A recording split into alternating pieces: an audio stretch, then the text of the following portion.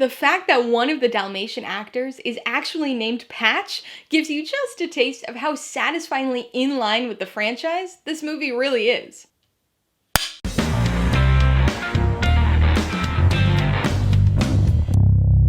Hey everybody, welcome to Mainely Movies. Today I'm going to be talking about Disney's 2021 crime drama live-action adaptation, Cruella, which will be released in theaters and on Disney Plus Premier Access on May 28th. A big thank you to Disney for providing me with an early screener of this movie to review. If you're new here, please consider subscribing for a variety of movie-related content like reviews, rank lists, and trailer reactions.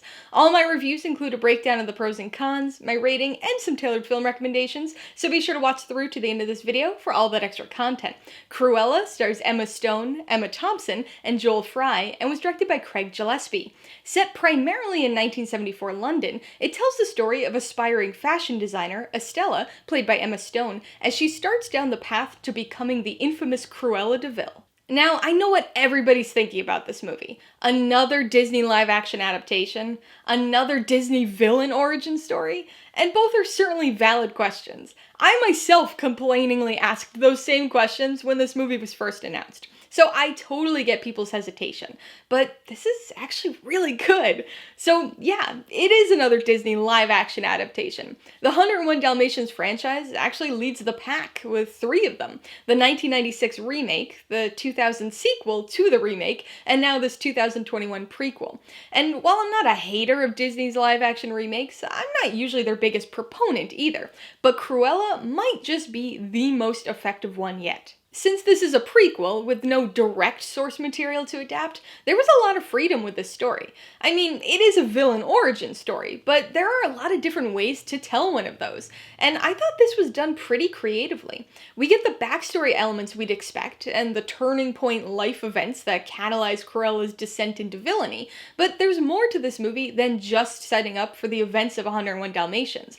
This is a very interesting crime story in and of itself. It's a caper film with a series of heists. It's a drama about revenge and rivalry. It's a coming-of-age story. And so even though there's a unique variant of the classic Dalmatian kidnap plot, this movie is quite different from what we've seen in any of the other franchise films. So since this movie's called Cruella, let's talk about that titular character a little bit. Much like the story itself, I think this film also handles the character of Cruella very well.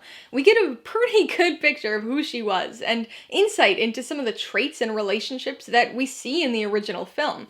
We see why and how she becomes a fashion designer. We see how she met Jasper and Horace, which was something I was always very curious about. And of course, we see the events that put her on the path to becoming the Cruella de Vil we know. One of the concerns with a villain origin story is the defanging of the villain.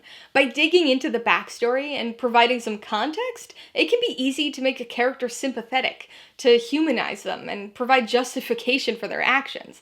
That obviously presents a bit of a challenge with a character like Cruella, because you don't want to justify the killing of puppies for fashion's sake, or for any sake. But I think this movie does a really good job of finding the right balance. Estella is the main character, and you root for her and want her to achieve her goals, but the film doesn't shy away from highlighting her negative traits as being negative.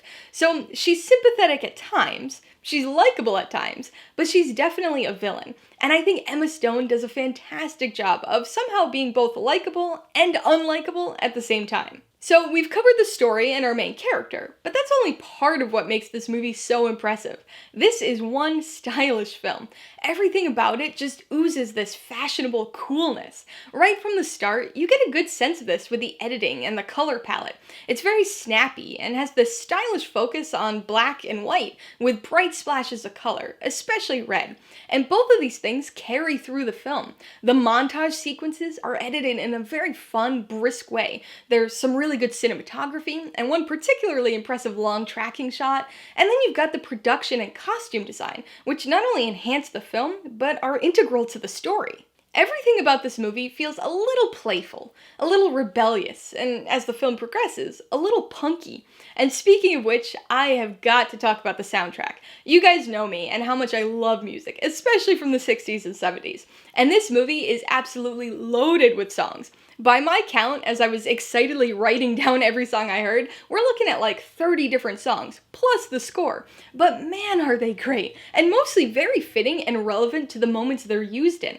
I loved how the songs progressed and changed with the character of Cruella. We start off kind of sweet and innocent with songs like She's a Rainbow and Time of the Season, but then as the character starts to change, the music takes on some edginess too. Now we've got some Queen thrown into the mix, some Deep Purple, some Zeppelin. We get another transition with some New Wave and Blondie, and then finally, bam, punk, Suzi Quatro, The Clash, The Stooges. This movie's set in 1974, and some of the music used hadn't been released yet, but I'm willing to give it a pass because this soundtrack was awesome. So this movie definitely has a punky rebelliousness that sets it apart from the rest of the franchise, but I think it does a very good job of tying into the rest of the franchise and paying homage to the original animated film. We get some classic characters popping up in the story in new ways. They're a bit different, but it all works, because again, this is a prequel.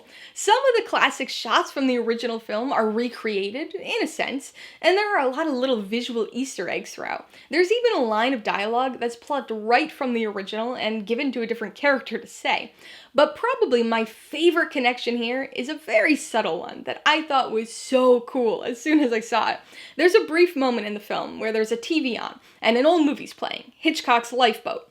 Now, at first glance, what connection is that, right? But it's a scene featuring an actress named Tallulah Bankhead, and Bankhead was credited by Betty Lou Gerson as serving as the vocal and personality inspiration for her performance as Cruella de Vil in the original animated film.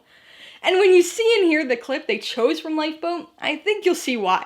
Alright, let's talk about the pros and cons. There are actually a lot of things I really liked about this movie, but the biggest pro for me has got to be the soundtrack. This movie is full of great music, and it really works. Sometimes films with a lot of popular songs in them feel like they just put them in there to have songs, but most of the songs here actually genuinely fit the moment. For instance, Getting Out by the Jay Giles Band is used during an escape scene. There are also some fitting songs that entertainingly reference dogs. Sandy Gay's Watch the Dog That Brings the Bone, I Wanna Be Your Dog by the Stooges. Really, this soundtrack is just this eclectic mix of awesome. The Zombies, The Clash, Blondie, ELO, The Stones, The Bee Gees, Ohio Players, The Animals, Suzi Quatro. I could keep going because there's just so much great music in this movie. Pro number 2 has got to be the style of this movie. And I'm keeping that terminology vague so that it can encompass a lot of things. We've got the style of how the story's presented, the tonal style, the editing style, the stylishness of the production design, the costumes and the hair and makeup. Everything about how this movie looks is just very cool and matches the story being told. I have a pretty good feeling that Cruella is gonna join 102 Dalmatians in the Oscar Best Costume Design nomination club. The third pro is Emma Stone. She's really good as this character. Without giving anything away in terms of the story, she has to portray Cruella in quite a few different ways. We kind of get this evolution of the character, and you really buy her at every point during that transformation. And I'm sure everybody's wondering how Emma Stone stacks up to Glenn Close when it comes to playing Cruella. And as disappointing of an answer as this might be, I don't think it's a situation where you can really make a comparison. They're representations of different stages of this character's life, and young Cruella doesn't quite reach the unhinged maniacal craziness of older Cruella yet. And so the two performances are very different, but there's this sense of flow that they're the same person, just at different stages of her life. On the con side, I didn't actually have any major issues. If I had to pick something, it would be the comedy surrounding Jasper and Horace, especially Horace. It feels a little forced at times, and some of the silliness just feels out of sync with the rest of the movie.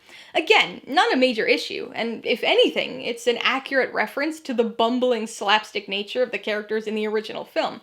It was just my least favorite aspect of the movie. Before I give you my rating and recommendations, I want to remind you that if you're interested in buying Cruella or any of the other films I mentioned today, I do have affiliate links for all of them in the description below.